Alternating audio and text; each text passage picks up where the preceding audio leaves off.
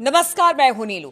तो 11 तारीख यानी 11 फरवरी का वो दिन जो ईरान और अमेरिका के बीच एक निर्णायक दिन माना जा रहा है। और ये निर्णायक दिन क्यों माना जा रहा है, दो बातें इसमें निकलकर सामने आ रही है। एक तो बेंजामिन नेतन्याहू अमेरिका पहुंच रहे हैं, डोनाल्ड ट्रंप से उनकी मुलाकात होगी। ईरान को लेकर क्या किया जाए, क्या करना है, किस तरह से प्रेशर बनाने की कोशिश नेतन्याहू की तरफ से होगी, ये 11 तारीख इस लिहाज से भी इंपॉर्टेंट है। साथ ही अगर इस्लामिक इनकलाब की बात की जाए जो ईरान में हुआ था और उसके बाद पूरी सत्ता और पूरी रिजीम वहां पर बदल गई थी, उसके बाद खामनेई साहब वहां पर आए और उसके बाद से अब तक वो ईरान पे शासन कर रहे हैं, यानी सुप्रीम कमांड है वहां के। उसकी एनिवर्सरी है और इसको लेकर कहा यह जा रहा है कि ईरान की सड़कों पर कल जितने अली खामनेई साहब के अलावा उनके जितने भी सलाहकार हैं, बड़े टॉप लीडर्स, बॉसेस हैं, वो सब दिखाई देंगे। और यहां से एक संदेश देने की कोशिश ईरान की तरफ से होगी कि उनके साथ जनता है और वो अब और इजराइल अमेरिका को बर्दाश्त नहीं करेंगे। कल टीवी पर खुद खामनेई साहब आकर कहते हैं कि देखिए, यह हमारे लिए एक बहुत बड़ा दिन है, इस्लामिक इनकलाब का वो दिन जिसे याद किया जाएगा और सभी सड़कों पर उतरेंगे। अली खामनेई साहब की बात की जाए तो किस तरह से उनके फॉलोवर है पूरी दुनिया में, और बहुत सारे दर्शक भी हमें कमेंट करते रहते हैं कि देखिए, शिया और सुन्नी वो अलग बातें हैं, हम सब अली खामनेई को मानते हैं, उनको फॉलो करते हैं। और कल जब ईरान की सड़कों पर यानी 11 फरवरी का वो दिन दो चीजों के लिहाज से बहुत महत्वपूर्ण होने वाला है, यानी कि एक तरफ मुलाकात इजराइल और अमेरिका की, और दूसरी तरफ ये जो दिन है जिसको ईरान एक विक्ट्री के तौर पर मनाता है, उस दिन पर देखना होगा कि कौन कौन सामने आता है और किस तरह से वो ये देखने की कोशिश करेंगे कि ईरान की जनता कितना उनके साथ है। क्योंकि पीछे हमने देखा था किस तरह से जो वहां पर प्रदर्शन हुए थे और कहा यह जा रहा था कि जो रिजीम है पुराने, उसको अपदस्थ करने की कोशिश है, अली खामनेई साहब को हटाने की कोशिश है। इसको भी भांपने की कोशिश यहां पर अली खामनेई और उनके सहयोगी और सलाहकार करेंगे कि क्या मूड है जनता का।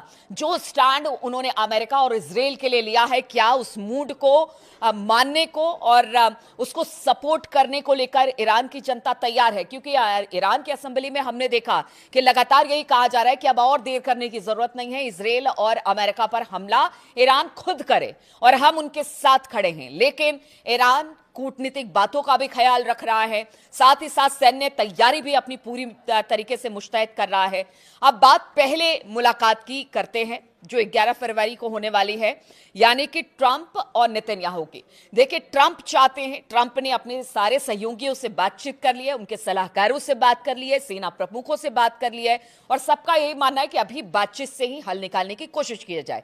लेकिन नेतन्याहू डिस्परेट है इस वक्त कि नहीं, इस वक्त सही समय है, हमला करने का समय है, ईरान में अंदरूनी हालात बेहतर नहीं है और ये सही समय है ईरान पर हमला करे, वरना तो उनकी सुपरसोनिक बैलिस्टिक मिसाइलें इजराइल पर गिरेगी। वो भी 12 मिनट के अंदर बताया जा रहा है कि कुछ ऐसे सुपरसोनिक मिसाइलें हैं जो कि बिल्कुल 12 मिनट में ईरान के अंदर माफ कीजिएगा, इजराइल के अंदर दाखिल हो जाएगी, जो बिल्कुल पूरी तरह से खत्म कर देगी। कौन कौन से शहर इजराइल के इसके निशाने पर है वो भी आपको बताएंगे।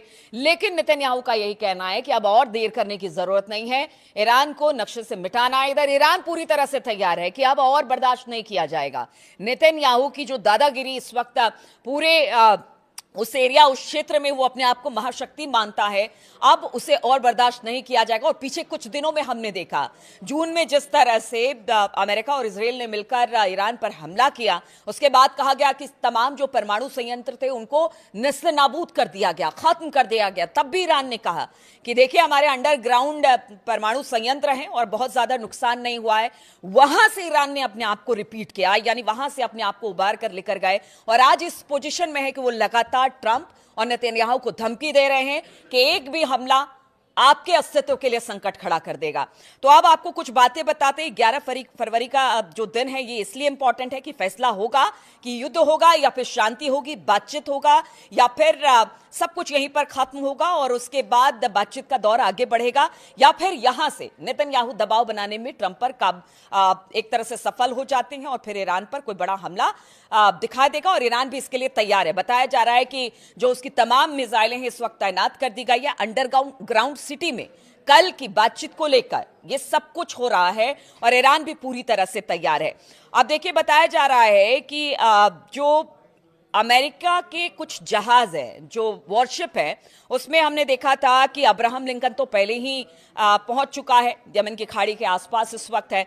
बताया जा रहा है कि यूएसएस फोर्ड बहुत जल्द पहुंचने वाला है और यूएसएस जॉर्ज बुश की तैनाती भी बहुत जल्द इसके आसपास कर दी जाएगी। यानी अमेरिका अपनी तरफ से पूरी तैयारी कर रहा है।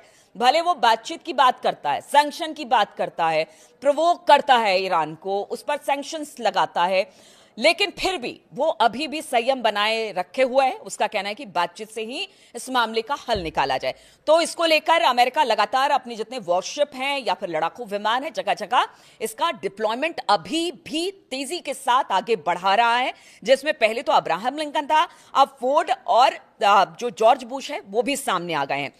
खबर यह मिल रही है कि साइप्रस, जॉर्डन, कतर, सऊदी अरब, तुर्कमेनिस्तान और पुर्तगाल, स्पेन और जर्मनी में भी अब धीरे धीरे, यानी कि सिर्फ अरब देशों की बात नहीं की जाए जहां पर अमेरिकी युद्धपोत हो या फिर लड़ाकू विमान हो, इनके बहुत तेजी के साथ डिप्लॉयमेंट बढ़ाए जा रहे हैं, बल्कि अब तो जर्मनी, स्पेन, पुर्तगाल, यानी वो सब जगह पर जहां से हमला किया जा सकता है, यानी ईरान को घेरा जा सकता है, उन सब जगहों पर इस वक्त यूएस आर्मी धीरे धीरे अपने डिप्लॉयमेंट्स बढ़ा रही है। अब इस बीच एक खबर यह भी आई कि जैसे अगर अमेरिका कोई मूवमेंट करता है, वैसे ईरान भी उसको जवाब देने के लिए तुरंत तैयार रहता है। इसलिए कहा जा रहा है कि तुर्कमेनिस्तान के पास जैसे ही अमेरिकन डिप्लॉयमेंट्स देखने को मिला है, वैसे मैं लेबनान के कोला एरिया में हूं और आप देख सकते हैं कितनी तबाही हुई है। यहाँ एक मिसाइल भी दागी गई है, लॉन्च किया गया है ईरान की तरफ से। यानी ये बताने की कोशिश की गई है कि देखिए, आप जहां भी डिप्लॉयमेंट कर रहे हैं उन सब पर हमारी नजर है और हम हर उस जगह पर जहां के आपके डिप्लॉयमेंट्स हैं या जहां पर आपके जंगी जहाज खड़े हैं या लड़ाकू विमान है, हम हर उन जगहों पर जवाब देने को तैयार है। और ये पीछे हमने देखा भी था कि किस तरह से चीन की सैटेलाइट ईरान के लिए काम कर रही है। एक एक जगह के बारे में बारीकी से जानकारी ईरान को दे रही है और उसके बाद ईरान भी इसे लेकर सक्रिय हो रहा है। इसलिए कहा जा रहा है कि तुर्कमेनिस्तान में भी जिस तरह से अमेरिका की डिप्लॉयमेंट शुरू हुई, उसके बाद वहां से भी एक मिसाइल लॉन्च कर दिया गया ईरान की तरफ से। यानी सिर्फ ये बताने की कोशिश की गई है कि सिर्फ आप ही तैयारी नहीं कर सकते, हम भी तैयारी कर सकते हैं। अब दूसरी बात आपको बताते हैं कि देखिए, जो कल बात होगी ट्रंप और नेतन्याहू की, वो 4 बातों पर मतलब एक करीब 4 बातों का खाका है जिसको वो दबाव बनाने की कोशिश ट्रंप पर करेंगे। पहला तो बैलिस्टिक मिसाइल, जो उनकी हाइपरसोनिक बैलिस्टिक मिसाइल है, उनका प्रोडक्शन बंद कर दिया जाए। इस पर खासा जोर नेतन्याहू का रहने वाला है, कल भी मैंने आपको बताया था। इसके अलावा नेतन्याहू का ये कहना है कि देखिए, उनके जो तमाम शहर हैं इस वक्त ईरान के मिसाइलों के रेंज में है। उसमें से वो बताते हैं कि जैसे हाइफा है, तेल अवीव है, एस्कलॉन है, डिमोना है, जो उनका परमाणु संयंत्र है, वो भी उनके मिसाइलों के निशाने पर है। तो भाई, ये हम नहीं देख सकते कि उनकी एक मिसाइल आई और हमारे देश के किसी बड़े शहर को तबाह करके चली गई। इस पर भी बातचीत होगी। साथ ही ये कहा जा रहा है कि देखिए, जो कतर, ओमान, सऊदी अरब, कुवैत, जो अरब देश है तुर्की को छोड़कर, ये जो अरब देश है अब वो भी धीरे धीरे ईरान के पक्ष में आ रहे हैं, जो कि ये सही नहीं है अमेरिका और इजराइल के लिए, इसका भी उनको खतरा है। और साथ ही साथ ये बताया जा रहा है कि देखिए, कोशिश यही करेंगे नेतन्याहू कि यही सही समय है, अगर अभी नहीं तो कभी नहीं। ऐसा नेतन्याहू का मानना है कि यह सबसे सटीक समय है जब आंतरिक हालातों से ईरान जूझ रहा है, अंदरूनी तौर पर वो कमजोर हुआ है, तो इस वक्त हमला करना ठीक रहेगा। इस तरह के दबाव बनाने की कोशिश ट्रंप पर, लेकिन आप जानते हैं ट्रंप मूडी है, उनके मन में जो आएगा वो करेंगे, जो उन्होंने डिसीजन लिया होगा वही करेंगे। इसलिए लोग 11 तारीख का इंतजार कर रहे हैं कि इस बातचीत के बाद क्या निकलकर सामने आता है। लेकिन डर इस बात का है कि जो बिगड़ैल आपके बच्चे हैं, इजराइल को बिगाड़ के अमेरिका ने रखा है, क्या वो ऐसा भी हो सकता है कि अमेरिका के मना करने के बाद भी इजराइल हमला कर दे ईरान पर? इस बात का भी डर है लोगों को, और इसीलिए ईरान ने अपनी जितनी सुपरसोनिक मिसाइलें हैं अंडरग्राउंड सिटी में तैनात कर दी है कि किसी भी हालात से निपटने के लिए वो पूरी तरह से तैयार है। अब यही कहा जा रहा है ईरान की तरफ की, ईरान की बात की जाए तो देखिए अली खामनेई साहब ने पहले ही कह दिया, उनके आर्मी चीफ जो है उन्होंने पहले कर दिया है, खास तौर पर अब्दुल रहीम जो मुसाफी हैं, जो उनके चीफ ऑफ स्टाफ हैं, उन्होंने एक बयान दिया कि देखिए ऐसा है कि इस बार हमला एयरफोर्स से होगा। मैंने कल भी इसका जिक्र किया था कि आखिर क्या वजह है कि बार बार ईरान एयरफोर्स की बात कर रहा है। ईरान के बेड़े में क्या कुछ ऐसे फाइटर प्लेन्स जो नेक्स्ट जेन के हैं, जो तबाही मचा सकते हैं, क्या वो पहुंच गए हैं, जिसके बाद एयरफोर्स ईरान की इतनी खुलकर सामने आ रही है। और चीफ ऑफ स्टाफ भी ये कह रहे हैं कि हमला ऐसा होगा कि अमेरिका और इजराइल याद रखेगा। तो बार बार एयरफोर्स का भी जिक्र हो रहा है। मिसाइल से तो पहले ही अमेरिका और इजराइल परेशान थे। आप देखिए अगर एयरफोर्स में भी किसी लड़ाकू कोई ऐसा फाइटर प्लेन या लड़ाकू विमान आ जाता है जिससे तबाही मच जाएगी इजराइल अमेरिका में, तो फिर उसका क्या।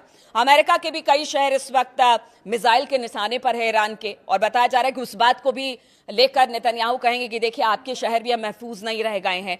तो एयरफोर्स भी पूरी तरह से तैयार है। अली खामनेई साहब ने भी कह दिया है कि हमला होगा, बड़ा हमला होगा। और देखिए कल जिस तरह से इस्लामी इनकलाब की एनिवर्सरी है, उस पर एक बड़ा संदेश खामनेई साहब की तरफ से देने की कोशिश की जाएगी। अब देखना होगा कल का दिन कितना इंपॉर्टेंट है। अमेरिका और इजराइल की बैठक होती है, वहां से क्या निकल कर आता है, इधर ईरान की जमीन से क्या बात निकल कर सामने आती है, ईरान किस तरह से तैयार होगा, और इस तनातनी और टेंशन भरे हिसाब किताब के बीच क्या होने वाला है किसी को कुछ नहीं बताया। सब कयास लगा रहे हैं, युद्ध होगा, युद्ध होगा, युद्ध होगा पिछले काफी दिनों से। लेकिन इस बार ट्रंप बड़े सतर्क हैं और बड़े फूक फूक के कदम ले रहे हैं। और ईरान भी ये नहीं चाहता कि पहले वो हमला करे। ईरान पूरी कूटनीति के साथ ये कोशिश करेगा कि सामने से हमला हो और फिर उसका जवाब दे, ताकि जो इंटरनेशनल कानून है उसके तहत वो भरपूर जवाब इसका दे सकता है। उस बात का ख्याल भी ईरान लगातार रखेगा। तो देखिए बहुत सारी चीजें हैं जो कल पर डिपेंड कर रही है। 11 फरवरी की वो तारीख जिस पर सबकी निगाहें होंगी, हमारी भी निगाहें होंगी। लगातार हम आपको तमाम अपडेट्स देते रहेंगे। और कल का दिन बेहद महत्वपूर्ण है। कल क्या होने वाला है, कल के बाद क्या होगा, ये सबकी निगाह इस पर लगी हुई है।